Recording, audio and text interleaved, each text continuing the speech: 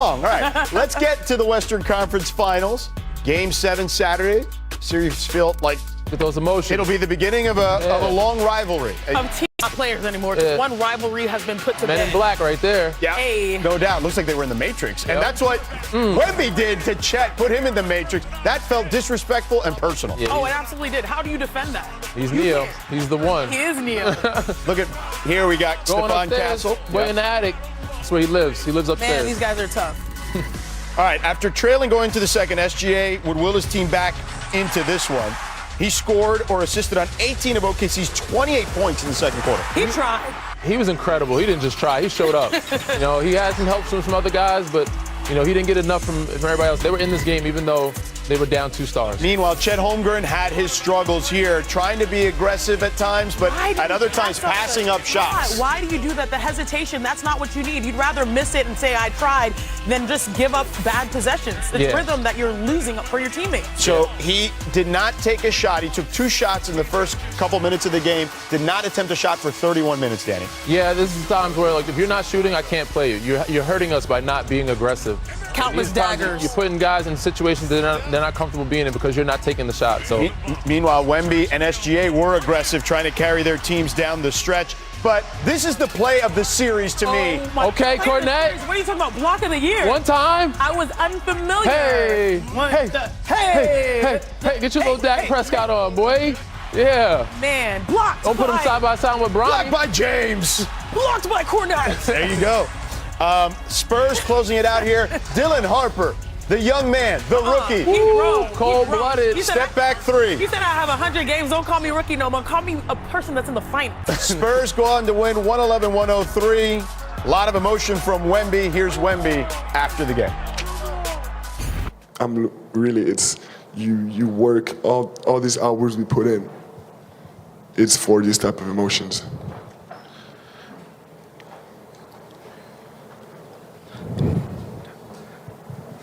I want that. I want to win so bad. It's like my life depends on it. Yeah, he has such a vision, in my opinion, of who he wants to be as a person and as a player, and the commitment and investment that he puts into that vision is nothing like I've ever seen before. How did you guys pull it out? Relentless. We're just relentless all game. Came in here with a chip on our shoulder, and we made sure we was a more aggressive team no matter what. Victor Wembanyama weeping over there. What can you say about your leader? Man, he put so much work into his game, and he's just so aggressive all the time. And sometimes I talk him off the ledge, but that's my guy, and I love him. Dylan, make that old guy look good there. All right, this is a great interview. This has been the inevitable breakout season that everyone was expecting from Victor Wembanyama, who became the first unanimous Defensive Player of the Year in NBA history, and also first-team All-NBA, third in MVP voting, and Western Conference Finals MVP, all at 22 years old. So, Chene, is it Wemby's league now? We are officially in the Victor Wembanyama era of the NBA, and it is ahead of schedule. Yeah. Because we thought it would come in a year or 2, but this is the difference. There was one word that Dylan Harper said that just spoke to me of legends and greatness: relentless. And it's not about just what you do on the box score, what you do on the X's and O's. The greats, you think about the guy Tim Grover who trained Michael Jordan and Kobe Bryant. He said that the greats have this ability to be present. Victor Wembanyama doesn't have to be playing perfectly. As long as he's present, competing, he has that special factor where everyone believes they can win. And it is wild. He is the youngest ever player to lead their team in points and rebounds entering the NBA Finals. He's 22 years old, and he believes he can win. And the craziest thing is, I know you saw those videos of competing at the world stage, like U18s, U16s, all that stuff. He's the same guy that takes motivation from that point and thrives and uses it years later. That's the Chet thing. It's the Chet stuff. And if you see also his baby, he's probably 6, 7 years old playing as a hooper. Yeah. He still is the same guy that slams the ball because of frustration, and that's why Dylan Harper's we got to keep him off the ledge sometimes. But you get the best of both worlds. Yeah. At times, it's difficult for Victor. They hide him from media. Yeah. They try to protect him, but at times you get the beauty post-game. This is a new era of the NBA, and I'm glad he's there. I'm glad he is the guy. He's the face. I mean, it's his time. It's their time. It's not just he's obviously great, but those other guys around him are allowing him to grow. They're growing together and get on the stage because he can't do it without those other guys. But they're showing they're ready. He wants it. It's like his life depends on it. But watching these moments, it brings me back to like my youthful, younger days, right? Because every game mattered. It's a gift and a curse, a blessing in disguise. You play 82 games, but over time, it's like hard to have that much emotion in every game. We've seen that emotion from him in the regular season when they beat the Clippers from coming down 20 points, and winning. So for him to keep that energy throughout the whole season and having the playoffs, I just hope this young kid keeps this same passion for the game throughout the rest of his career because, sometimes we get numb to it. He's going to be so great. He's going to experience so many of these that, he might look like OKC, like, oh, it's another day in the office. But no, he's embracing this moment. He's enjoying it, and he's ready for it. Again, he wants it like his life depends on it. He's embracing the moment, but also he's endearing himself to a whole new generation of fans because you may not care about basketball. You might tap in just for the playoffs, but you're going to watch this guy because he's not only an alien in what he does on the floor. That will stop. I always say that whenever I'm watching the game at home with my dad, he'll walk past because I'm always watching all these games, but he will always sit down when Victor is playing because of what he does on the floor. 7-5, step back threes, gets downhill. But also, it's the fact that he is human. Yeah. You can see him not be afraid to show his emotions, to cry, to cares. Yeah, he's relatable. Like you can see the humanity, but you can also see only that man can be that bad at that young age. Yeah.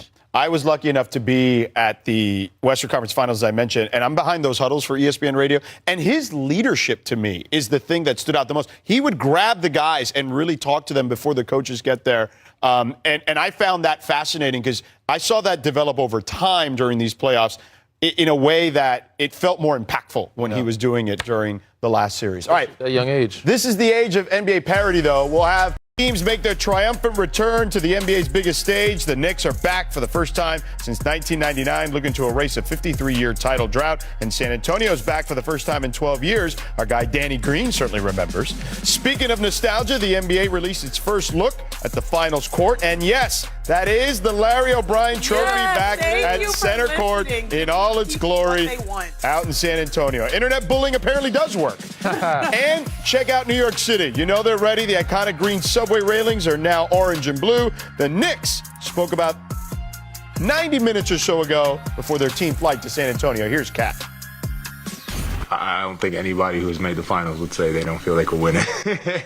And I also think that, of course, when you get an opportunity like this, you have to maximize it. You never know if you get another chance. You never know what life has in store for all of us. And, these opportunities are very far and few between, and you got to make the most of them. What's up, everybody? George Sedano here for Malika today alongside Chiney Ogwumike and three-time NBA champion Danny Green. All right, we'll dive into all the angles and whatever we got to do to get into Game 1 on ABC Wednesday night. But first, Danny, what does it mean for these two franchises to be in this position? I mean, it means the world to obviously both franchises, but the Knicks, like New York has not seen a championship in 53 years. They haven't been in the finals in 27 years. So it means a lot to the city of New York. And of course, San Antonio, like they were great for 20 years, right? They haven't been in the playoffs in 7 years. So they had some lulls, rebuild up and down.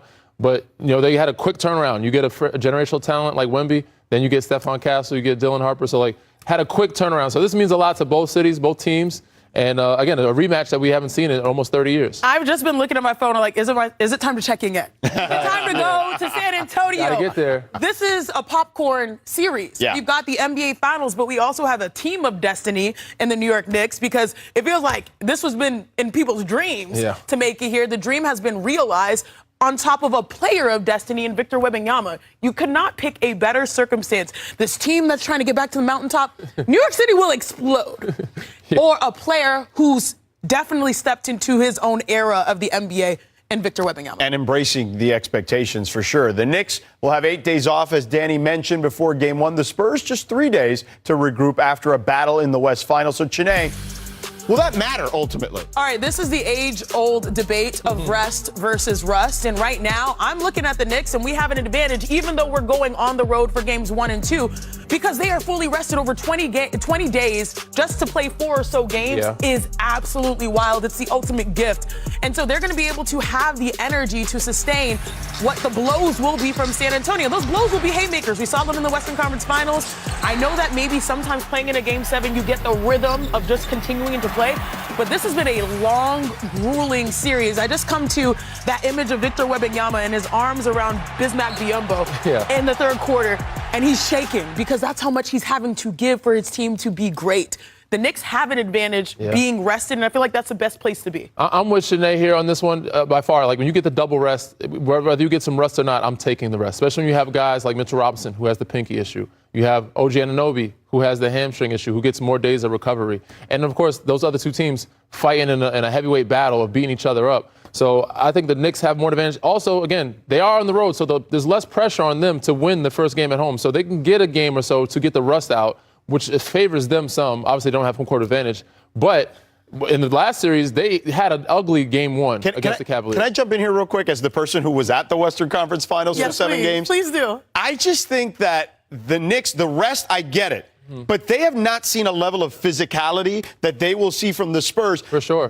What I just witnessed was a heavyweight fight. This is not the Cavs. This is not the Sixers. Like, they have to understand they're going to get hit with a blow right away. Yeah, Go ahead. I mean, I'm with you, George, and this is why I think it's a better series. It might be good 7 games because this Spurs team has grown up. Wemby has grown up. Castle has grown up, and they're more battle-tested than the New York Knicks. Unfortunately, the Knicks, and fortunately, they swept both series. So those teams, not disrespect them, they're good teams, but they're not as good as the San Antonio Spurs. And this might be a shock for the Knicks, but they also have some room to, like, some leeway because they're not at home. They'll be on the road for game 1. Right. They can get the rust out. Ease their way in They can ease their way, but again, they don't have home court advantage, so they better find a way to steal one in San Antonio if they can. I have some thoughts, but this is an hour show, so I'll reserve them for later. That's what I like. You see, tease it along.